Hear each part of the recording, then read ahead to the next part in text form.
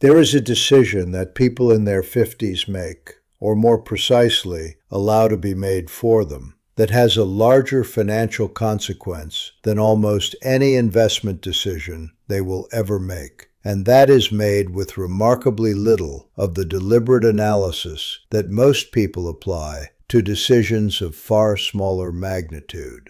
The decision is when to retire, not whether to retire. That question receives considerable attention. Not how to invest in retirement. That question receives even more. But when, precisely, to cross the specific threshold from active earning to primary reliance on accumulated assets is a decision that most people make either by following a socially conventional age, by waiting for an arbitrary institutional milestone like pension vesting or Medicare eligibility, or by responding to the accumulation of professional exhaustion that eventually makes staying feel untenable.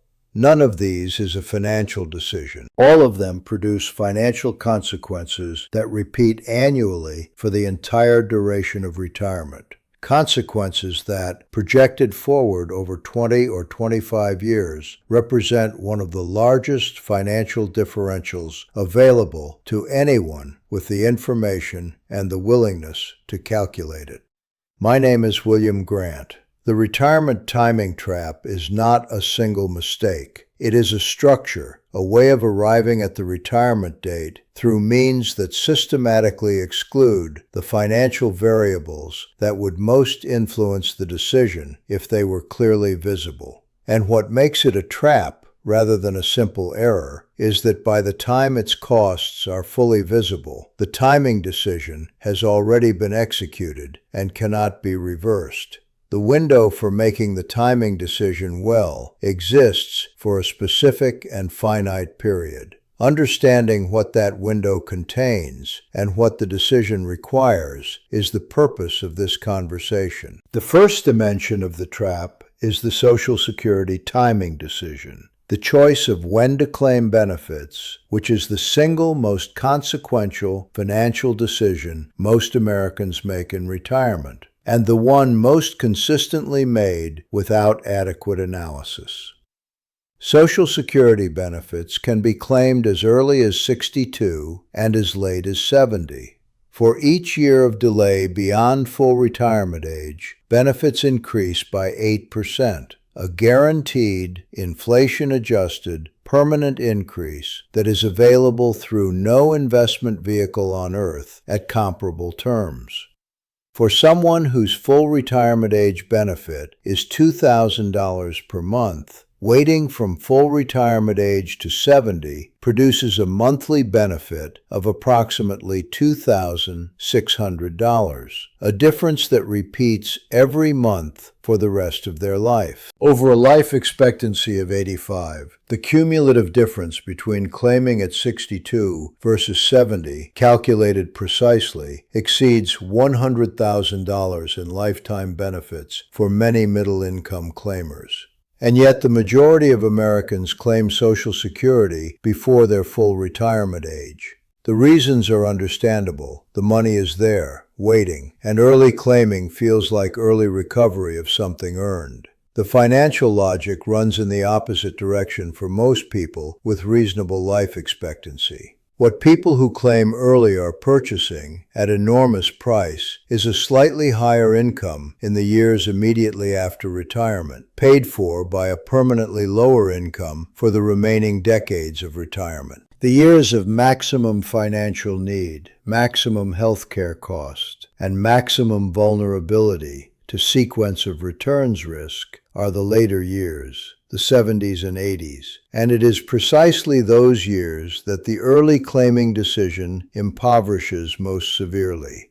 I want to make this concrete through someone I worked with named Gregory, 58 years old, a retired electrical engineer with a solid portfolio and a reasonable pension, who had been planning to claim Social Security at 62 because he had been working since he was 24, and the idea of receiving the benefit he had contributed to for 38 years at the earliest possible date felt not just acceptable, but right. When we modeled his specific situation, his projected full retirement age benefit, his life expectancy based on his health and family history, his portfolio size, and the withdrawal pressure that early claiming versus late claiming would create on it, the difference in projected lifetime financial outcomes between claiming at 62 and claiming at 70 was approximately $140,000 in today's present value terms, under conservative return assumptions. Not future inflated dollars, present value. Gregory had been carrying in his mind a decision that felt simple and emotionally satisfying, and that was financially equivalent to voluntarily transferring $140,000 from his retirement security to the Social Security Trust Fund. The second dimension of the trap is the sequence of returns risk that early retirement creates. The vulnerability of a retirement portfolio to a severe market decline is not uniform across the retirement period. It is highest in the first 5 years of distribution, when a significant loss can permanently impair the portfolio's ability to recover and sustain withdrawals for the remaining 2 decades. Someone who retires at 62 into a market that then declines severely in their first 3 years of retirement occupies a fundamentally different position at 65 than someone who deferred retirement by 3 years, allowed the portfolio to continue compounding, and claimed Social Security at a higher rate. The difference is not simply the 3 years of additional accumulation. It is the elimination of the highest risk sequence of returns exposure window from the distribution period, which changes the portfolio's long-term durability in ways that no subsequent investment decision can fully replicate. The third dimension,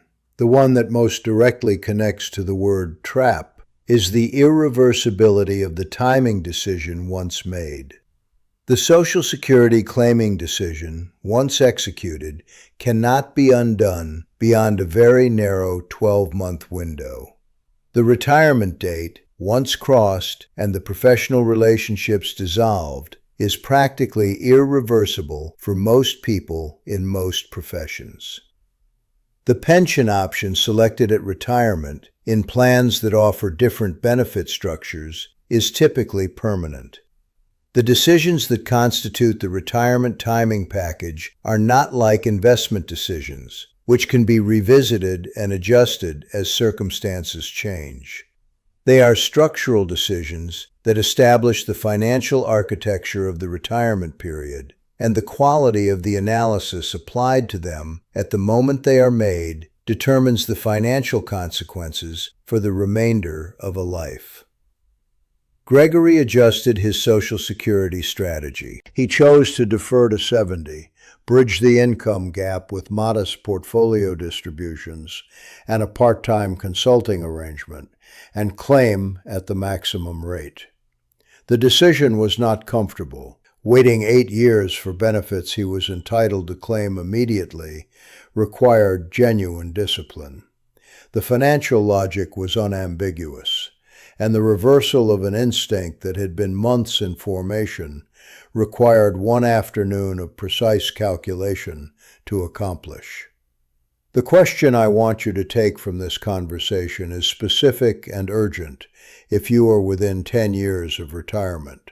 Have you modeled the lifetime financial impact of Social Security claiming at different ages, not estimated it, modeled it, with your own specific projected benefit amount, your own realistic life expectancy, and the interaction of the claiming decision with your portfolio withdrawal rate? If the answer is no, you have not yet made the retirement timing decision. You are on your way to having it made for you by convention, convenience, or exhaustion. The calculation is not difficult. The clarity it produces is irreplaceable, and the window in which it matters is open for a specific and finite time.